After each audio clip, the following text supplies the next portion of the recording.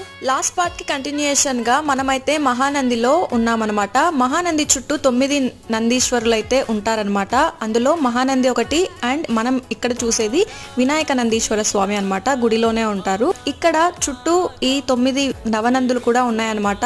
వాటిని మనము ఇంకొకసారి ఎప్పుడైనా చూసేద్దాము. అండ్ ఈ టెంపుల్ లో ఫేమస్ నాకు నచ్చిన మంచి స్పాట్ ఏంటంటే ఈ కోనేర్లు అన్నమాట. ఇక్కడ 3 కోనేర్లు అయితే ఉంటాయి. వీటి పేర్లు బ్రహ్మ, విష్ణు, రుద్రగుండం అని అయితే అంటారు. బయట ఉన్నవి బ్రహ్మ, విష్ణు, లోపల మధ్యలో రుద్రగుండం అయితే ఉంటదన్నమాట. అదే మెయిన్.